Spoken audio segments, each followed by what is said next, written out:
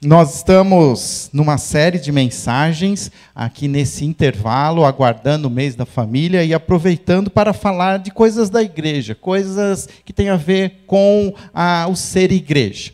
E visitamos estas palavras que são conhecidas como marca dos primeiros discípulos. Koinonia, querigma, diaconia, mordomia. Algumas mais conhecidas, outras menos conhecidas, mas elas ilustram práticas essenciais que nós precisamos, como igreja, ter e ser.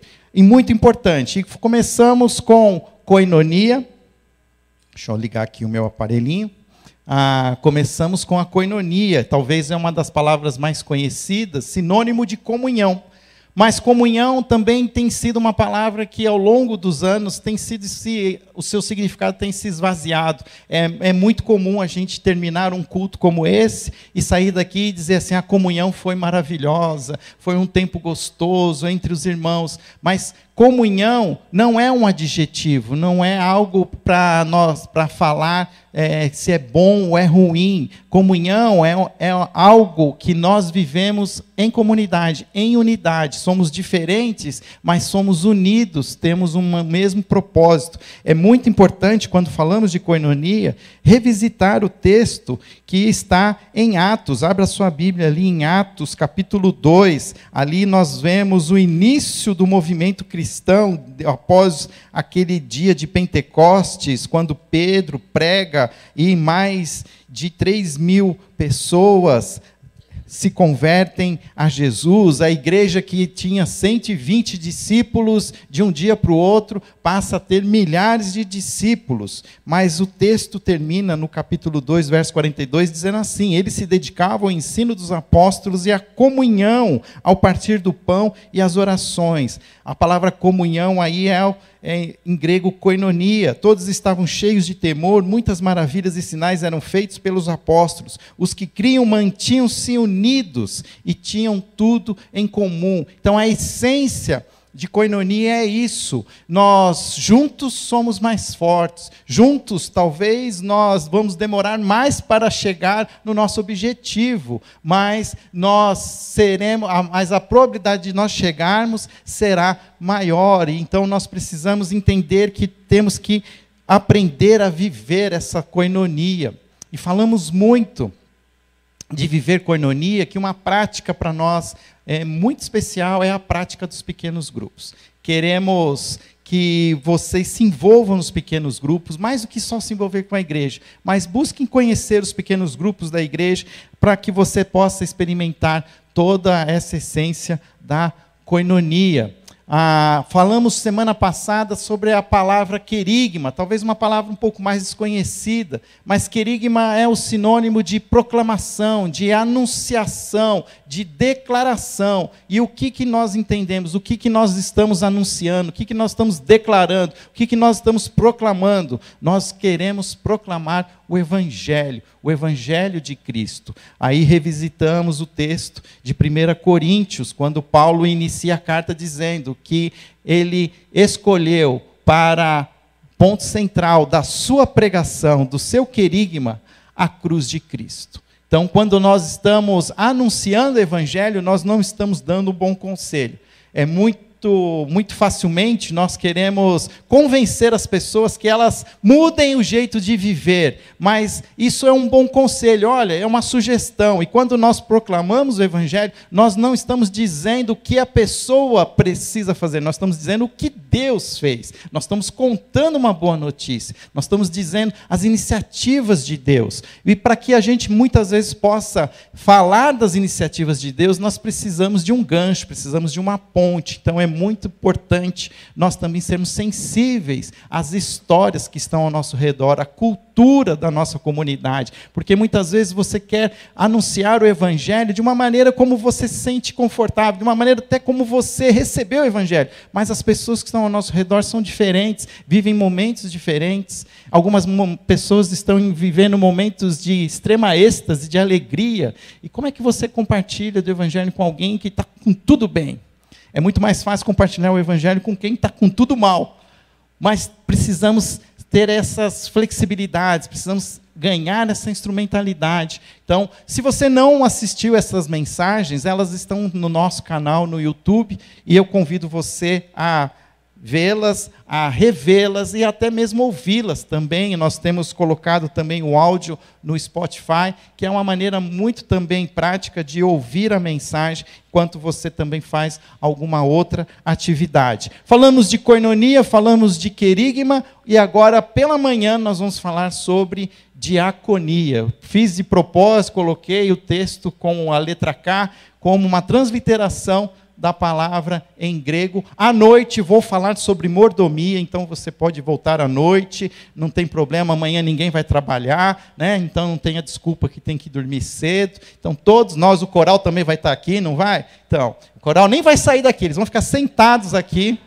Já estamos com o frango atropelado, vai trazer para vocês a quentinha.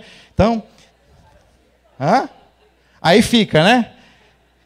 Mas a gente tem feito um convite, nós temos feito cultos diferentes, tanto de manhã como à noite, temos trazido mensagens diferentes, às vezes sobre o mesmo tema, trazendo pregadores diferentes. Hoje vocês vão me ouvir de manhã e de noite, mas vão ter também a oportunidade de ouvir duas palavras, exposições bíblicas. Agora nós vamos falar sobre diaconia e à noite nós vamos falar sobre mordomia.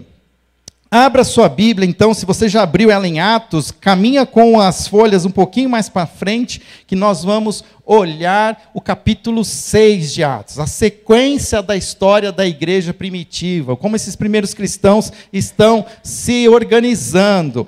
Lembra, a igreja está crescendo, a igreja começou ali com os primeiros apóstolos e os discípulos, cerca de uma centena deles, 120 pessoas, e depois do dia de Pentecostes, aquele número subiu exponencialmente para 3.000 homens, talvez 5.000 homens e mulheres, algo muito maior, grandioso estava acontecendo ali na Palestina, na região de Jerusalém. E nós vamos ver agora no capítulo 6 como a igreja, então, exerce a diaconia. E eu daqui a pouco vou explicar o termo, porque nós chamamos de diaconia, essa prática do serviço cristão. O texto, então, de Atos, capítulo 6, verso 1, diz assim: Naqueles dias, crescendo o número de discípulos, os judeus de fala grega, entre eles, queixaram-se dos judeus de fala hebraica, porque suas viúvas estavam sendo esquecidas na distribuição diária de alimento.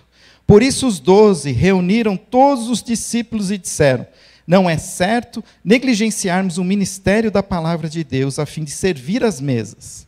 Irmãos, escolham entre vocês 7 homens de bom testemunho, cheios do Espírito e sabedoria. Passemos a eles essa tarefa e nos dedicaremos à oração e ao ministério da palavra. Tal proposta agradou a todos. Então escolheram Estevão, um homem cheio de fé e do Espírito Santo, além de Filipe, Prócoro, Nicanor, Timon, Pármenas e Nicolau, um convertido ao judaísmo proveniente de Antioquia. Apresentaram estes homens aos apóstolos, os quais oraram e lhes impuseram as mãos. Assim a palavra de Deus se espalhava, crescia rapidamente o número de discípulos em Jerusalém. Também um grande número de sacerdotes obedecia à fé. Vamos orar mais uma vez. Senhor, ajuda-nos a entender esse texto. Dá-nos, Senhor, compreensão para podermos não só entender, mas também praticá-la nos nossos dias, durante, ó Pai, as nossas rotinas domésticas. Essa é a nossa oração, em nome de Jesus. Amém. Esse texto, ele é conhecido como a escolha dos 7.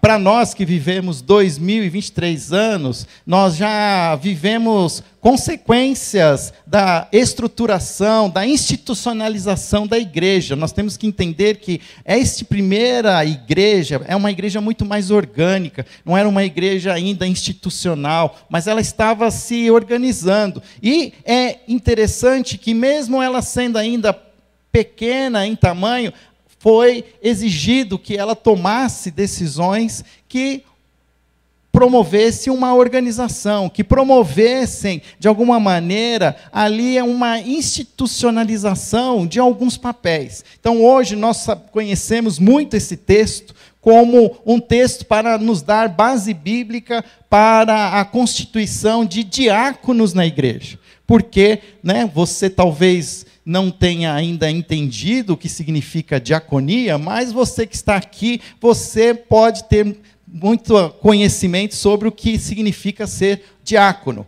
Para mim, diácono significa, eu sei que diácono é porque ele era um homem velho, alto, de terno e gravata, geralmente de cara feia, e que ficava bravo comigo quando eu saía do culto para beber água.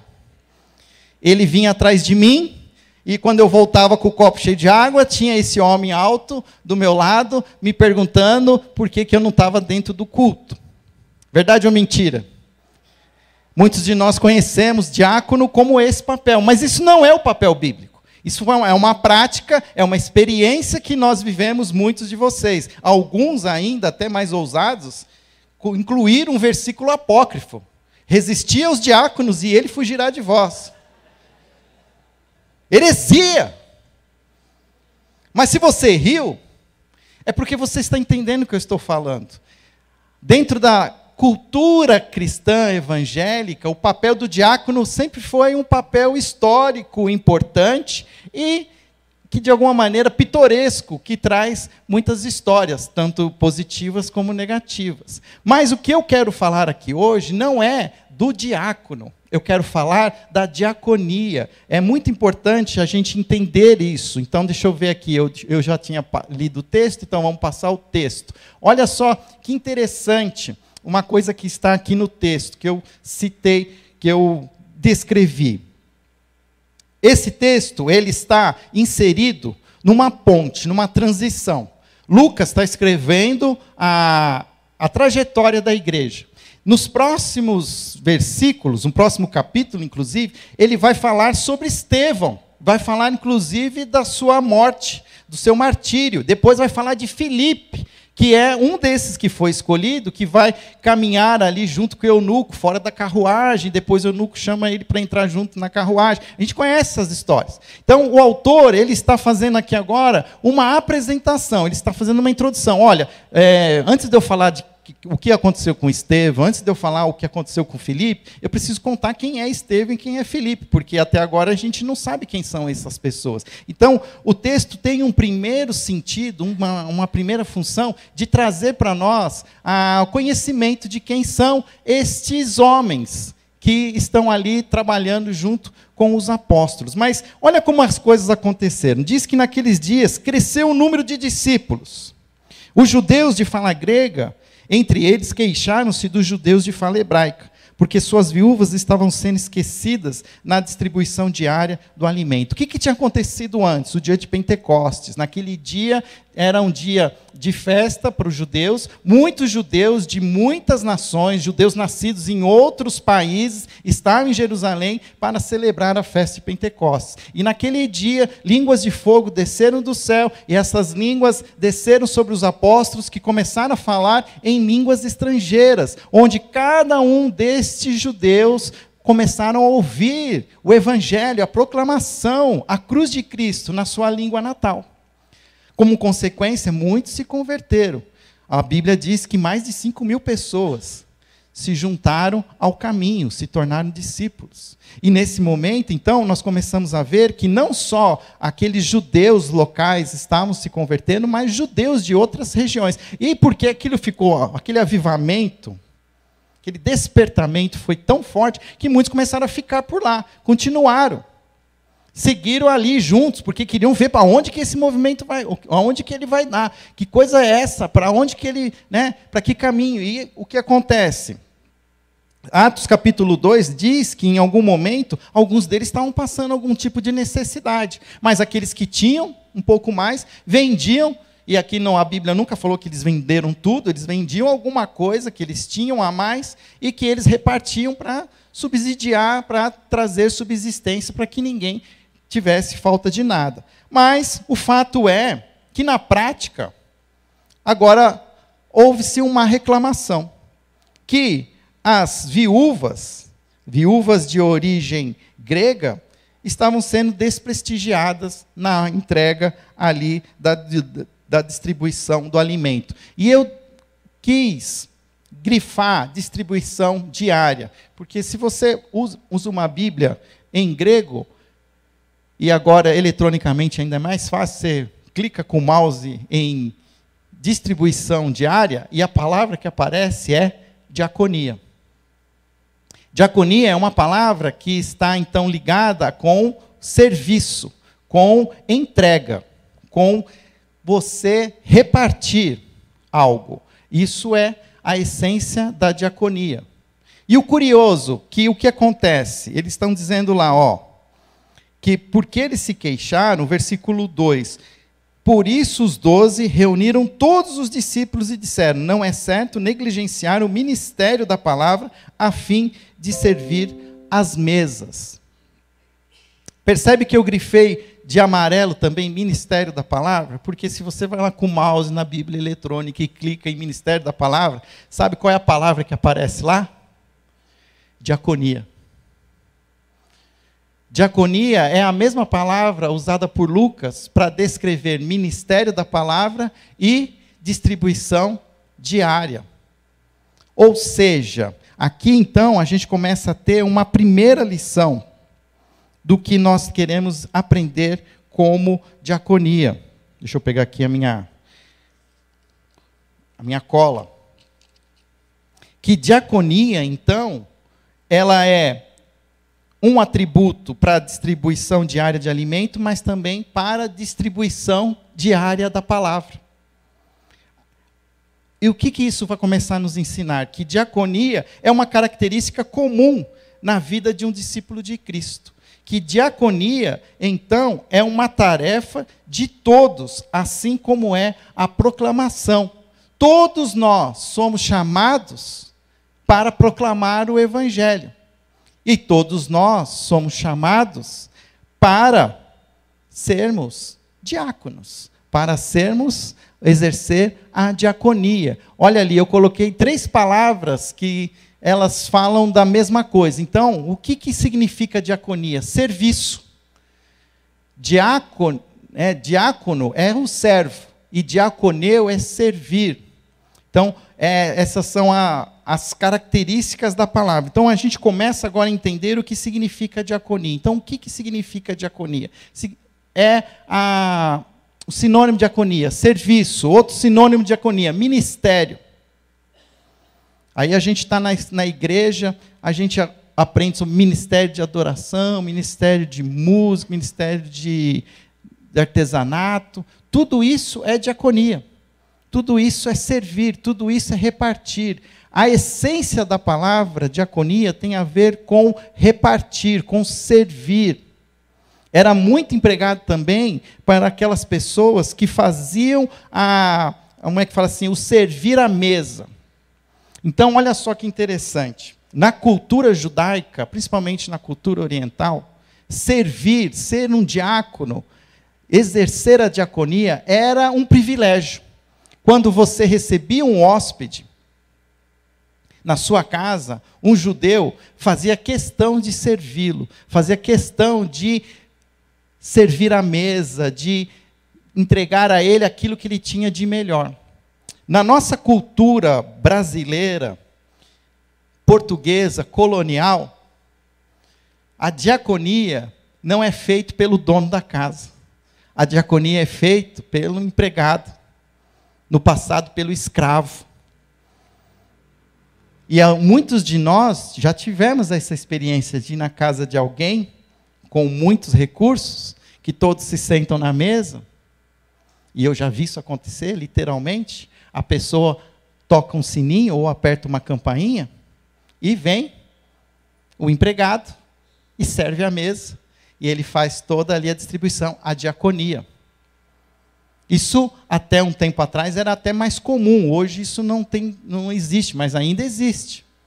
O que faz com que, na nossa concepção, diaconia não é uma coisa muito legal. Ninguém quer fazer. A ponto de que, se a gente puder pagar para alguém fazer, a gente paga.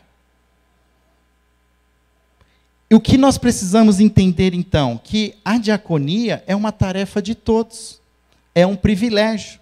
Percebe lá o texto? Vou voltar para o texto. Diz lá que os apóstolos, eles serviam, porque antes até mesmo de ser escolhido outras pessoas para fazer aquela função ali, aquela função de ajudar as viúvas, quem que fazia isso? Os próprios apóstolos.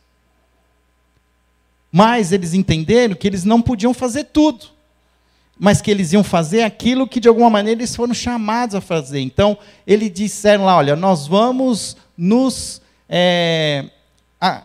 ele diz lá, versículo 3, irmãos, escolha entre vocês 7 homens de bom testemunho, cheios de espírito e de sabedoria. Passaremos a ele esta tarefa e nos dedicaremos à oração e ao ministério da palavra. Então, os apóstolos disseram assim, a nossa diaconia vai ser repartir a palavra. Nós vamos manter as nossas vidas em concentração, em oração, para buscar a unção do Senhor, para repartir com vocês a palavra. Isso é diaconia. E eles então escolheram outros para também exercer essa mesma diaconia, mas agora uma diaconia assistencial, que vai entregar os alimentos. Mas em essência é a mesma coisa.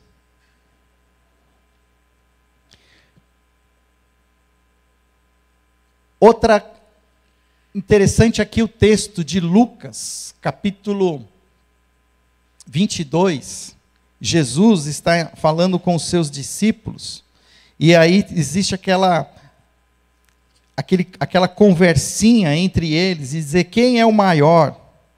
E olha só como é que Jesus ele trata esse assunto. Lucas capítulo 22, verso 24. Diz assim: surgiu também uma discussão entre eles acerca de qual deles era considerado maior. E Jesus lhes disse: os reis das nações dominam sobre elas, e os que exercem autoridade sobre elas são chamados benfeitores. Mas vocês não serão assim. Ao contrário, o maior entre vocês deverá ser como o mais jovem, e aquele que governa como o que serve. Pois quem é o maior? Quem está à mesa ou quem serve? Olha lá a ideia da mesa. Não é o que está à mesa, mas eu estou entre vocês como quem serve. Nessa versão que eu coloquei para vocês, ele diz lá, pois eu estou entre vocês como quem serve, como diácono. Então, o maior exemplo que nós temos de que é uma função dos discípulos sermos diáconos, sermos servos, é do próprio Cristo, que se tornou um diácono. Ele diz lá, eu vim para servir. Até tem um outro texto que diz, eu não vim para ser servido, mas para servir. Então, essa é uma coisa que a gente que é contracultural, principalmente para nós, que sempre queremos que alguém nos sirva. Quanto mais nós tivermos condições, mais nós vamos buscar serviços pagos para nós. Mas no cristianismo, o cristianismo está dizendo o seguinte, todos nós precisamos entender que nós somos chamados a exercer a diaconia. Talvez alguns com uma diaconia diferente, por causa das suas habilidades, dos seus dons, mas todos nós somos diáconos. E isso é importante a gente resgatar, porque, como a gente falou no passado, existiam aqueles que a gente escolhia como diáconos. Ah, Fábio, então a primeira nunca mais vai ter diáconos escolhidos? Pode ser que a gente chegue num dia que a gente entenda que vai precisar ter esse ministério, mas é importante a gente desconstruir isso e entender que todos nós somos chamados a ser diáconos. O Júlio, que está lá em cima no som, é um diácono no som. O Henrique, que está na transmissão, é um diácono da transmissão. A Márcia, que está aqui regendo o coral, ela é uma diaconisa do coral. Ela é uma serva, ela está servindo, ela está no ministério. E a pergunta é, qual é o seu ministério? Qual é o seu papel? O que você está repartindo? Nós precisamos entender que Deus nos chama. E essa é uma forma importante da gente entender a diaconia. Mas a diaconia, ela não é só uma tarefa de todos, mas também a gente pode entender a diaconia também como uma outra verdade, que nas comunidades cristãs primitivas, a diaconia significava especialmente o cuidado com os de fora da comunidade. E isso também é um valor que a gente precisa resgatar. Porque quando a gente começa também a organizar a igreja, a gente começa a organizar ministérios. E a grande parte dos nossos ministérios é para servir a nós mesmos, é para cuidar da casa.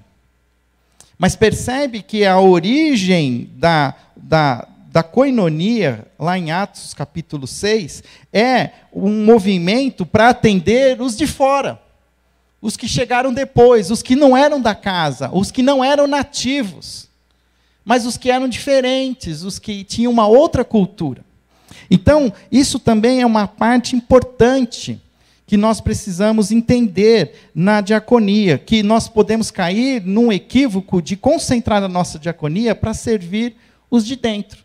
E a diaconia, ela serve os de dentro, mas ela exige também uma ação para os de fora, para aqueles que estão hoje em necessidades.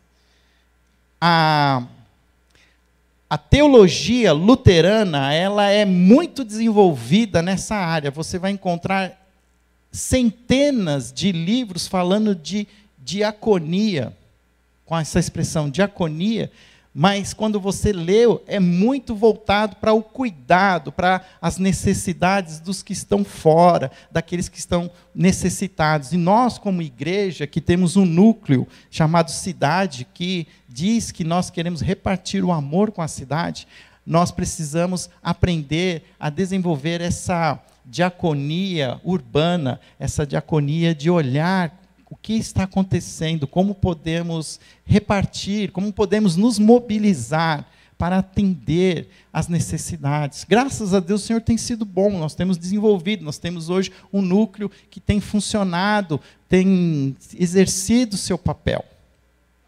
Mas isso é importante a gente falar, porque quando eu falo que todos nós temos a tarefa de sermos diáconos, nós podemos nos voltar para aqui para dentro e começar a olhar o que precisa. E realmente, precisamos de muita coisa dentro da igreja. Continuamos precisando de muita, a gente hoje chama de voluntários. Mas talvez a gente precisava mudar para diáconos. Precisamos de diáconos para som, precisamos de diáconos para as crianças, precisamos de diáconos para música, precisamos de diáconos para recepção. E eu podia ficar aqui fazendo um apelo, mas a gente precisa de diáconos para atender as necessidades do pobre que está lá fora, do morador de rua, para como a gente chama carinhosamente e graciosamente, as meninas lá no Jardim Tatinga, que temos até ajudado a dar suporte. Tudo isso são diaconias que, como igreja, a gente precisa fazer. Não podemos nos fechar e nos organizar de uma maneira a sermos egoístas na nossa diaconia. E olha que interessante, os nomes desses 7 homens, pelo texto bíblico, os comentaristas dizem que provavelmente todos eles eram de origem grega. Nenhum deles era judeu. Nenhum deles era provavelmente circuncidados. Foram homens de cultura helênica que se converteram ao cristianismo, porque os nomes deles são nomes gregos, e a gente então tem aqui os nomes de todos eles, Estevão e Filipe, que são os mais conhecidos, mas também aparecem aqui Prócoro, Nicanor, Timon, Parmenas e Nicolau. E esse aqui até o texto diz lá, um convertido ao judaísmo proveniente de Antioquia. Antioquia que será também uma cidade extremamente importante na história da igreja primitiva. Ou seja, 2 lições, então, nós estamos aprendendo até agora. O que koinonia nos ensina? Que koinonia é uma tarefa de todos. Em segundo lugar, koinonia significa especialmente cuidado com os de fora. E faz todo sentido, porque eu estou pensando aqui, como é que era a ideia lá de servir à mesa? Por que era um privilégio servir à mesa para um anfitrião? Porque ele servia quem vinha de fora, um convidado. E isso nós não podemos perder essa essência. E a pergunta que eu faço para você, que tipo de relação externa, que tipo de relações diaconais a igreja local possui, ou que ela poderia desenvolver com o seu bairro, com a sua cidade? Por último, existem também 3 qualificações que foram aqui usadas para a escolha desses 7 nomes. E eu quero também dar destaque para isso. Um destaque aqui que eu quero dar para vocês é que quem que escolheu os diáconos? Foram os apóstolos? Não, foi toda a igreja. Porque olha só a ideia. Versículo 3. Irmãos, ou seja, igreja, escolham entre vocês. Vamos fazer uma comissão de indicação. Vamos levantar nomes. Tem um perfil. E a igreja escolhe. E qual é o perfil? O perfil eram 3 características. Eles precisavam ser respeitáveis, eles precisavam ser espirituais e eles precisavam ser práticos. O texto diz lá o seguinte: escolham 7 homens de bom testemunho, cheios do Espírito Santo e de sabedoria. E é interessante parar para pensar um pouco sobre essas características, que eram para servir mesas, eram para falar com os de fora, não necessariamente trabalhar para o desenvolvimento interno da igreja, mas exigia deles um perfil extremamente sério, de comprometimento espiritual, de caráter ilibado, como diz, né, hoje, nos nossos dias. E eu acho que essa é a parte que a gente às vezes até esquece, de sabedoria como ideia de praticidade, que sabe fazer. Porque também pegar gente que está cheio de ideia, e que tem um discurso bonito pra caramba, mas que na hora de rachar uma lenha, não sabe como fazer. E acho que isso é interessante. Por isso faz sentido até o movimento que a gente faz na igreja, quando a gente faz olha, temos agora cargos estatutários, que precisam ser ocupados por diáconos e diaconisas. E qual é o perfil? Eles vão trabalhar com o conselho fiscal, vão trabalhar no conselho executivo, na antiga diretoria da igreja, mas também no conselho pastoral. Olha, precisamos olhar para esse tipo de perfil. São homens e mulheres respeitáveis, de bom testemunho? Ou são pessoas que têm aqui um procedimento, mas aí você conhece a vizinha dessa pessoa e ela fala, né? Traz toda a capivara da pessoa. A vida dessa pessoa é coerente lá dentro da igreja, mas fora da igreja. Essa pessoa, ela é cheia do Espírito Santo.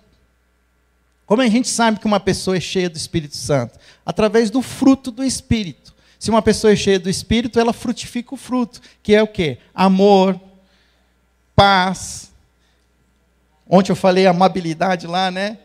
Dei um truco lá eu estava fazendo uma pregação e tinha um intérprete para fazer em inglês. Aí eu, na unção do Espírito, eu falei longanimidade, não estava combinado. Aí eu dei um pem, assim, né? No tradutor. O tradutor não sabia longanimidade em inglês. Mas, volta aqui. Fruto do Espírito. Paz, amor, longanimidade, domínio próprio, mansidão. Ainda bem que eu não falei mansidão, hein? Já pensou se eu falasse aqui? Como é que ia traduzir isso em inglês? Percebe? E às vezes a gente põe gente tudo ao contrário, né? Não, põe o mais bravo, põe o com menos paciência, né? E a gente precisa entender isso, porque é algo que a Bíblia está dizendo, gente, nós precisamos refletir o próprio caráter de Cristo. E, por último, de novo, precisa ter praticidade, precisa ter sabedoria, precisa se virar nos 30. Quem sabe faz ao vivo, né? Assim que fala, sabe, né? Sabe, consegue lidar. Olha, o jeito é esse, mas cada caso é um caso. Então, essa coisa que a gente passa, agora, que as confissões de um pastor, parênteses, né? Essa coisa a gente passa para a pessoa, o diácono fazer. O diácono vem perguntar como é que faz. Aí, a meu temperamento, eu falo assim, não, deixa que eu faço. Porque eu estou pedindo para você fazer, faz do seu jeito, estou te dando, eu estou te empoderando. E é isso que é importante, a gente precisa se arriscar.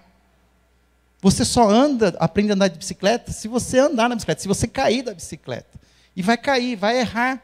Toda pessoa que assume um papel de liderança, ela se arrisca, ela assume errar. E vai ter erros, mas é assim que a gente aprende. Então nós precisamos, queridos, entender que todos nós precisamos, então, buscar esse tipo de atribuição. Precisamos ser vistos pelos nossos irmãos e irmãs como pessoas respeitáveis, pessoas espirituais e pessoas práticas. E olha que interessante. Foi a igreja que escolheu. E graças a Deus nós temos tido a oportunidade de, como igreja, também escolher aqueles que vão compor o nosso conselho, que são os nossos diáconos. Isso é uma parte importante, uma característica que nós não podemos perder como igreja. Hoje é muito comum, né, as igrejas chegarem, você chega na igreja e tudo é apresentado. Esse aqui são as pessoas, esse aqui é a equipe, e aí você não sabe de onde veio. E é tão interessante quando a gente consegue trazer da própria comunidade, a gente vai entendendo as pessoas, olha assim, olha as qualidades que ela tem. E começar a investir e levantar esse diaconato na igreja. Tal proposta agradou a todos. Então eles escolheram esses 7 homens. E apresentaram esses homens aos apóstolos, olha só que interessante, aos quais oraram e lhes impuseram as mãos. Eu lembro que quando eu era seminarista, o pastor que estava dando aula para mim, ele falava assim, olha, quando vocês forem ser lá ordenados, pastor, cuidado, quem vai ordenar você vai impor as mãos, né? Porque parece que quando a pessoa é ordenada, ela vira uma outra pessoa. Ela falava de um jeito e depois que ela é ordenada, ela tem todo agora um jeito diferente de falar, impõe a voz.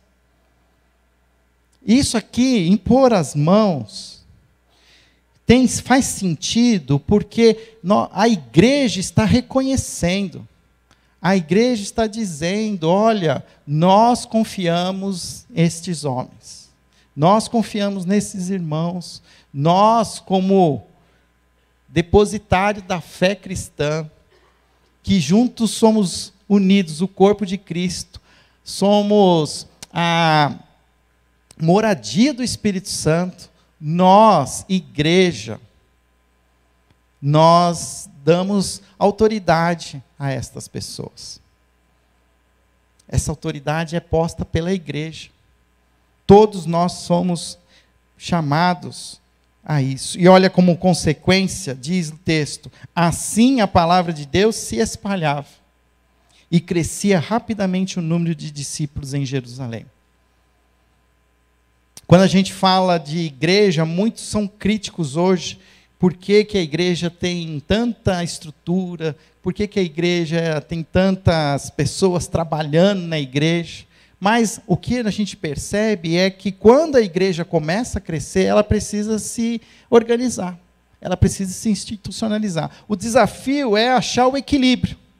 O equilíbrio entre pessoas que agora a gente até tem o costume de subsidiar, de oferecer um valor para sustento financeiro, mas também tem horas que a gente precisa também ter um equilíbrio. Não vamos pagar para todo mundo, temos que fazer as pessoas também servirem. Todos nós temos um papel como diáconos.